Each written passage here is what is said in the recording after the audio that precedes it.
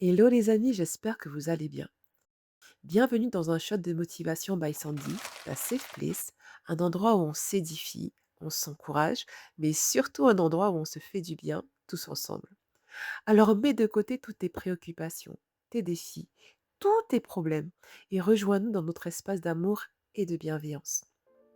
On nous a souvent appris à prendre soin de notre corps, faire attention à notre cœur, mais très peu à discipliner notre esprit. Alors même que tout part de là. Tout part de l'intérieur avant de se manifester à l'extérieur. Dans une de mes précédentes vidéos, je vous disais d'occuper pleinement votre place, car la Terre est votre terrain de jeu. Les possibilités y sont immenses, mais votre temps de jeu est limité. Et c'est vrai, nous sommes capables de tout, et nous pouvons attirer à nous tout ce que l'on souhaite, si tant est que nous acceptons de nous observer, d'observer les situations, et surtout d'appliquer les leçons apprises de tout ça. Il n'y a pas de hasard dans la vie. Notre destin se construit avec les décisions que l'on prend, l'attitude que l'on a et surtout par l'énergie que l'on dégage. J'ai compris que pour mettre le maximum de chances de notre côté pour attirer les choses, notre vie est régie par des principes. Je vous explique. Déjà, je tiens à préciser que je suis un petit peu grippée, donc ma voix peut être un peu éraillée par certains moments. Tout d'abord, la première chose que j'ai apprise et que je constate de plus en plus est que notre vie est régie par des lois et pas par des croyances. Je vais développer mon propos afin qu'il ne soit pas mal compris. Je ne dis pas qu'il ne faut pas croire. Moi-même étant chrétienne, ce serait totalement incompréhensible de dire ça. Ce que je veux dire est que nos croyances nous bâtissent dans la connaissance du bien et du mal. Elles nous structurent au sens moral. Les lois, quant à elles, s'appliquent à tous, quelle que soit votre situation et votre sens moral. Est-ce que vous comprenez ce que je veux dire ou pas? Je vais prendre un exemple emprunté à une vidéo que j'ai regardée récemment. Prenons deux personnes, l'une qui est profondément croyante et l'autre qui, selon la société, est totalement amorale. Si ces deux personnes montent au 50e étage et se jettent, sauf miracle, les deux mourront. Parce que ce qui va s'appliquer de fait est la loi de la gravité. Nos croyances ne nous sauveront pas si elles ne sont pas alignées à des actes concrets et en cohérence. Vous aurez beau croire et prier pour être riche, si vous êtes indiscipliné financièrement, ça ne marchera pas. Si vous croyez être une personne digne de confiance et mentez en permanence, le fait d'y croire ne vous sauvera pas. Nous avons parfois autour de nous des personnes que l'on estime avoir une moralité douteuse et pourtant à qui tout réussit.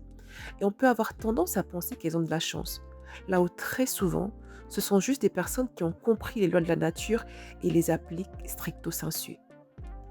Sache que fondamentalement, l'univers ne te donnera pas ce que tu demandes ou ce en quoi tu crois. Il te donnera ce que tu mérites. Donc mets de toute urgence ta vie en cohérence. La deuxième chose que j'ai comprise pour attirer à soi ce que l'on souhaite est que nous sommes avant toute chose des énergies.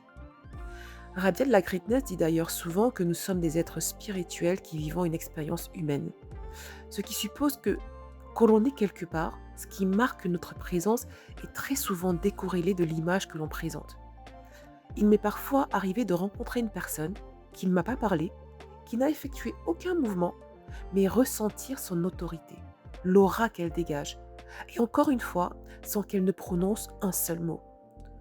Tout part de l'énergie que tu dégages, et elle se travaille grâce à ton dialogue intérieur, la guérison de tes blessures, ce que tu dis de toi, ce que tu penses de toi, et surtout comment tu l'incarnes. On attire à soi ce que l'on projette aux autres, pas ce que l'on veut. As-tu déjà remarqué par exemple que quand tu es célibataire, tu n'as pas forcément des personnes qui te courtisent énormément, mais dès que tu rencontres une personne, tu plais davantage ou tu es davantage courtisé? As-tu déjà remarqué que quand tu as des difficultés financières par exemple, le cercle vicieux peut vite se répéter, mais que plus tu as de l'argent, plus tu attires l'argent et les opportunités. Dans le même temps, tu peux avoir cherché longtemps du travail, mais dès lors que tu en reçois un oui, les propositions s'enchaînent et se même parfois au-delà de ce que tu pouvais imaginer. Ce n'est pas un hasard ou un cycle, c'est juste l'énergie que tu renvoies par rapport à ces situations, car comme dit Mouna, l'univers est juste. Le troisième principe que je vais aborder pour entrer en possession de tout ce que l'on veut pourra paraître très brutal. Donc je vais le dire tout de go. Personne ne te doit rien. Je répète, personne ne te doit rien. Oui, dans notre éducation, on nous a souvent inculqué le sens des devoirs et des obligations, que l'on a intégré et projeté sans le savoir sur les autres. On va alors souvent se mettre dans une position d'attente pour recevoir, ce qui peut être très dangereux, car en le faisant, on donne le pouvoir à la personne en face. La vie appartient aux personnes qui osent, qui savent fixer le cadre de ce qu'elles veulent et définir leurs limites. Lorsque tu intègres que personne ne te doit rien, tu te positionnes en responsabilité. Tu ne fais pas peser sur les autres le poids de ton bonheur, ta joie ou même ta réussite. Tu comprends que même si le socle d'une relation est l'amour ou l'amitié, ce qui la fait perdurer est le but que tu y mets derrière. Et pour cela, il faut sortir du côté émotionnel et réfléchir à froid. L'autre n'est pas responsable de toi. Le quatrième principe que je vais énoncer peut paraître très superficiel, mais est pourtant une triste réalité. Mieux vaut faire envie que pitié. L'être humain aime être du côté des winners, des personnes qui inspirent, qui l'impressionnent.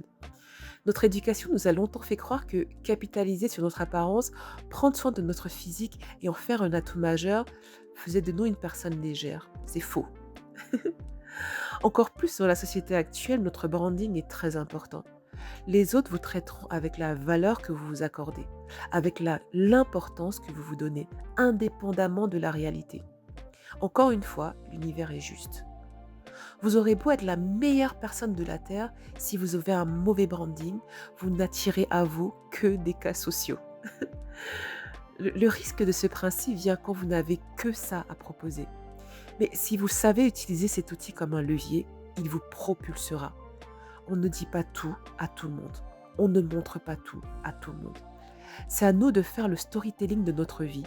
Et ce n'est pas de la manipulation, c'est de la sagesse. Le dernier principe à mettre en place pour attirer à nous tout ce que l'on souhaite, et c'est un élément dont je parle tout le temps, c'est de guérir de ses blessures. Travailler son caractère quotidiennement avec honnêteté, sans se compromettre, sans s'autoflageller, mais en nous considérant comme un projet qui peut parfois prendre le mauvais chemin, peut parfois prendre du retard, faire des erreurs, mais qui malgré tout, en toutes circonstances, va repositionner le macro-planning afin de le réajuster pour arriver au but final. Voilà, voilà, j'ai réussi à tenir. Je vous ai fait part du résultat de mes observations et de ce qui, à mon sens, fonctionne pour mettre le plus de chance de notre côté et attirer à nous ce que l'on souhaite. N'hésite pas à me faire part de ce que tu en penses. Et n'oublie pas ceci, l'univers est juste, il n'est pas moral. Ce que tu sèmes est ce que tu récoltes. Veille donc à semer la bonne graine. Bisous!